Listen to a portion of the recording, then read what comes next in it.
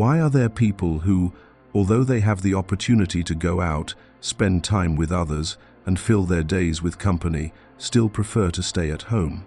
This question sounds simple, but in fact it is a deep mystery of the human psyche. Society often labels such a decision as shyness, laziness, or even a sign of isolation, yet behind it lies something else, something that CARL Jung understood with remarkable clarity.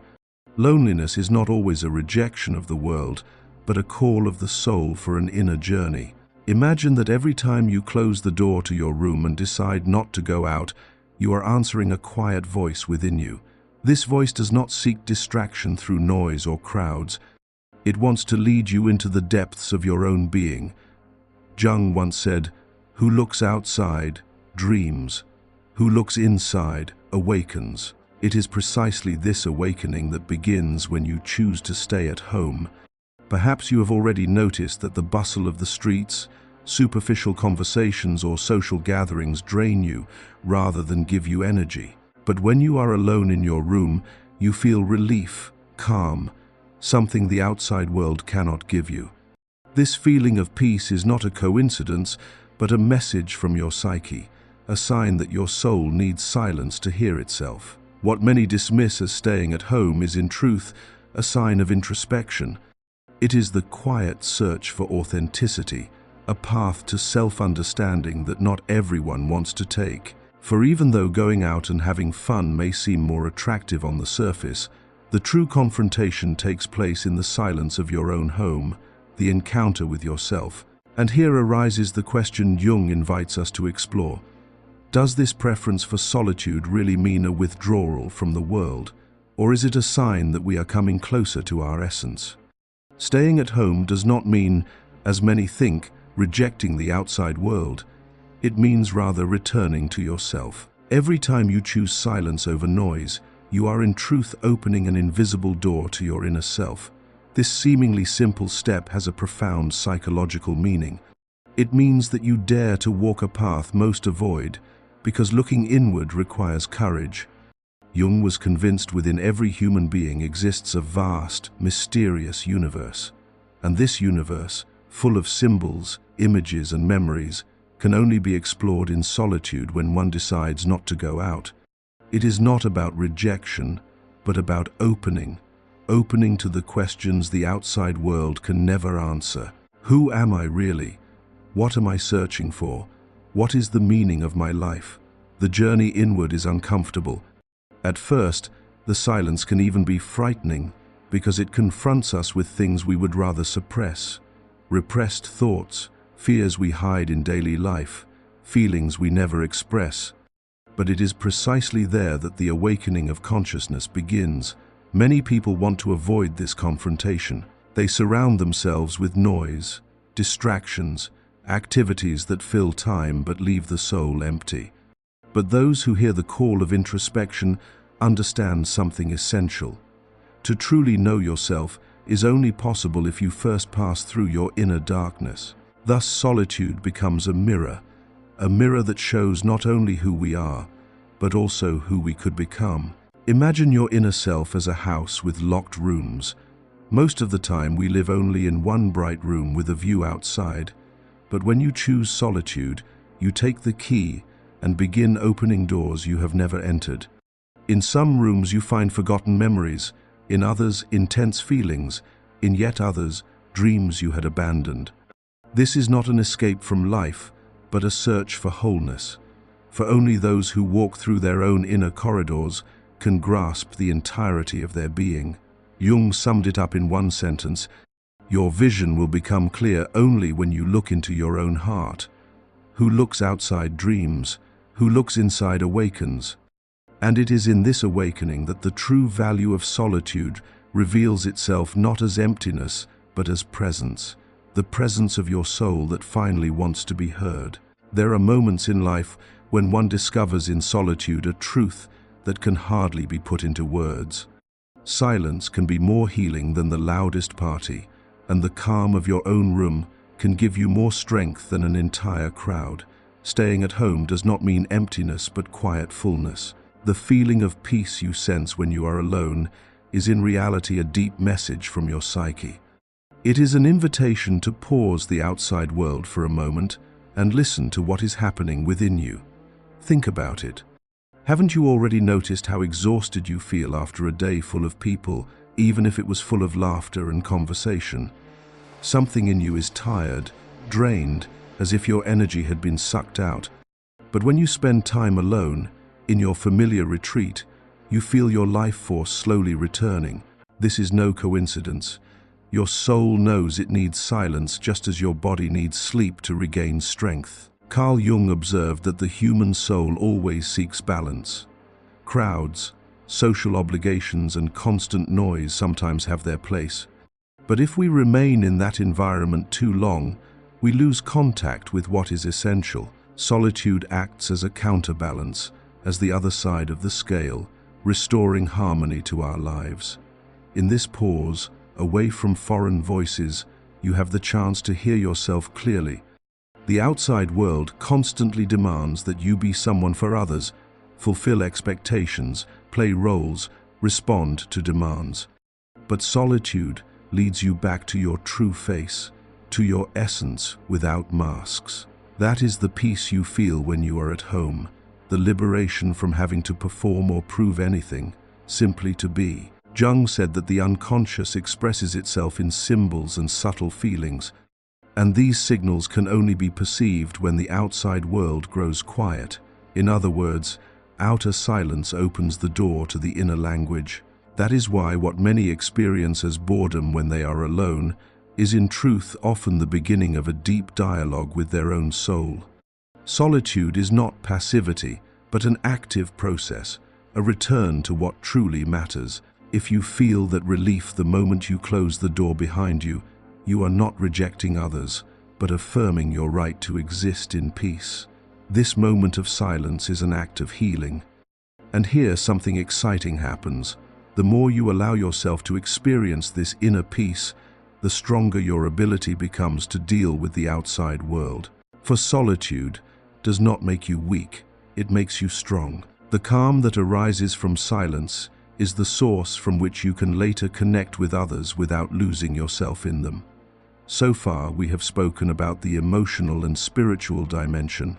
But what is fascinating is that biology also provides an explanation. Your brain, this infinite network of connections, holds a secret. Every time you grow still and focus on yourself, certain areas switch on and differently. Neuroscientists have discovered that the so-called medial prefrontal cortex plays a key role in this. This area lights up when you think about yourself, reflect on your feelings, or even when you try to understand the inner world of others. In other words, self-awareness and empathy spring from the same source. This means something profound. When you choose to stay at home and listen to yourself, you not only learn to know yourself better, but paradoxically also become more capable of connecting with others. Solitude is not selfishness, but a quiet training to better understand life. CARL Jung sensed this truth long before science could confirm it. He spoke of the importance of introspection, of looking into one's own soul to discover who we are. Today, neurobiology shows that this inner journey activates brain networks that help us grow in self-understanding and empathy. Imagine your mind as a calm lake. When you are surrounded by noise and people, the surface of the water is disturbed and you see nothing beneath. But when you choose silence, the water clears and you can look into the depths. There lie your memories, your feelings, your hidden desires. Science calls this neural activity, but you experience it as inner clarity. The most fascinating thing is that this practice of being alone and reflecting strengthens your emotional resilience. Your brain trains in this invisible gym of solitude to better cope with stress, recognize patterns in your emotions, and find meaning in your life. Therefore, when someone criticizes you for preferring to stay at home, they do not realize that your brain is at that very moment working for you. You are not losing time. In reality, you are building new neural connections that help you understand yourself better and thereby also perceive others more clearly. Loneliness thus becomes a tool of self-knowledge as powerful as any experience outside in the world. Here, science and psychology meet. What looks like a simple decision, staying at home, being silent, reflecting, is in truth a deep, transformative process. Your psyche experiences it as introspection. Your brain translates it into new connections that shape your way of being. In Jungian psychology, loneliness is neither coincidence nor merely a personal preference. It is the expression of a universal archetype, the hermit. He appears in myths, religions, and traditions of all cultures. The hermit is not a weak figure, nor a coward fleeing from life. On the contrary, he is a wise man who knows that external life is full of distractions and that one must at times withdraw from the noise of the world to find a deeper truth. In the tarot, for example, the hermit holds a lamp in the darkness. This light is not first for others but illuminates his own inner path. Jung saw in this an image of the human psyche seeking self-knowledge. The hermit stands for maturity of spirit, for the ability to recognize that silence is not nothingness, but a space in which important insights arise. So, if you unconsciously decide to stay at home, you embody this archetype. You step back to listen, you observe without distraction, you give space to your inner voice. Think of the great sages of history: Moses on the mountain, Buddha under the fig tree, Christ in the desert. All experienced phases of solitude before sharing their teachings with the world. The image of the hermit does not call for shutting oneself off forever, but only for withdrawing enough to hear the inner truth in order to later share it with others. Our modern society, fixated on productivity and constant networking, often views solitude with suspicion. But Jung reminds us, the hermit does not represent weakness but inner strength. His lamp symbolizes the clarity that arises when one dares to enter one's own darkness. And the fascinating thing, this archetype does not belong only to mystics or sages, it resides in each of us. When you consciously choose solitude, you follow an ancient pattern that has accompanied humanity for millennia. It reminds us that inner life is just as real as outer life. But, and here lies the crucial point, not every solitude is the same. Jung knew there is a great difference between solitude out of fear and solitude out of awareness. The first imprisons, the second liberates. Whoever withdraws out of fear, from judgment, from conflict, or because life outside seems unbearable, does not experience introspection but escape. This kind of solitude becomes a prison that constricts the spirit and drains vitality. It is completely different when you choose solitude consciously. Then it is an act of autonomy, a clear signal. I need to hear myself. I need space to understand who I am and what I feel. It is not a no to the world, but a bridge between inside and outside, like closing your eyes to see more clearly, like silence to finally hear. Jung emphasized that the most difficult task of human beings is to face their own shadow side, the parts of us we would rather repress. And this encounter succeeds only in silence. That is why the conscious choice of solitude is a courageous step. You face your reflection without masks. It is not escape, but confrontation, not imprisonment, but liberation. One can imagine it like this. Someone who flees out of fear lives like a prisoner in a locked cell. Someone who consciously chooses solitude lives in a bright, open room that he could leave at any time but stays because he knows a treasure awaits inside. Society rarely makes this distinction. It often calls the person who prefers to be alone strange, antisocial, or not adjusted. But in reality, everything depends on inner motivation. The same act, staying at home, being silent, declining an invitation, can be either a sign of weakness or of strength. What matters is whether it comes from fear or from awareness. Here, Jung's teaching becomes decisive. He invites us to ask ourselves honestly, do I flee from the world because I cannot endure it? Or do I consciously choose this moment of solitude to find myself?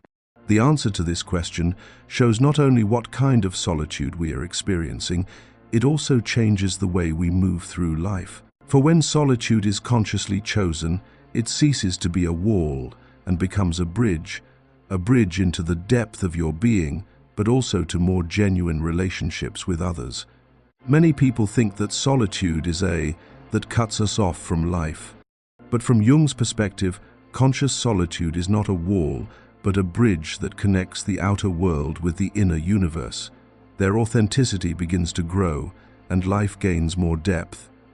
When you learn to enjoy your own company, you no longer need to fill every minute with foreign voices or activities. You realize that solitude is not a hole that must be filled, but a fertile ground in which the truest part of you germinates. In the silence of your home without distraction, you hear the inner voice that has always been there, but often drowned in the noise of everyday life. It is your guide to authenticity, to what Jung called the process of individuation, the path on which every human being becomes what he truly is. Thus, solitude becomes a bridge to your essence. Every minute in silence invites you to observe your thoughts, to accept your feelings, and to reconcile with repressed parts of yourself. And then, something special happens. The more you connect with yourself, the more capable you become of truly connecting with others. That is the great secret. Solitude does not separate you from the world, it prepares you for it. Whoever has never learned to listen to himself cannot truly listen to others. Whoever has never learned to find peace in his own presence can hardly give it in a relationship. Conscious solitude thus becomes training for empathy, love, and genuine connection. Jung knew the soul does not grow in noise, but in moments of concentration when we look inward. There our inner life arranges itself, their experiences find their meaning, their wounds begin to heal. Solitude is therefore the bridge that leads us from chaos to order, from confusion to clarity, from the social mask to authenticity. Imagine walking across a suspension bridge that hovers over a river. On one side lies the outer world, expectations, demands, relationships. On the other side, your inner realm, dreams, fears, memories, your true essence. Solitude is the bridge that carries you between these worlds without losing yourself in either. That is why staying at home does not mean turning away from others, but strengthening yourself so that you can later meet the world more clearly, more powerfully, and more authentically. Staying at home is not a sign of laziness or weakness, but a quiet act of awareness, a return to your essence. Solitude is a path, a bridge, and even an ancient symbol in human history. Jung knew in silence lies the truth that the noise of the world will never reveal. So if someone tells you that you are antisocial because you prefer your own realm, remember, you are following a deeper call, a call of your soul. You are not fleeing from life, you are entering it in the most authentic way. For only one who looks inward can truly awaken. Conscious solitude is not absence but presence, the most important of all, your own. When you learn to be at peace with yourself, when you realize that you can endure and appreciate your own company, you are ready to step into the world with new strength. The message is clear. Your home, your silence, your solitude are not prisons, they are temples. Temples in which your psyche expands, your soul strengthens, and your deepest truth comes to light. Therefore, embrace your moments of solitude as sacred opportunities. Listen to your inner voice and transform every moment of silence into an act of transformation.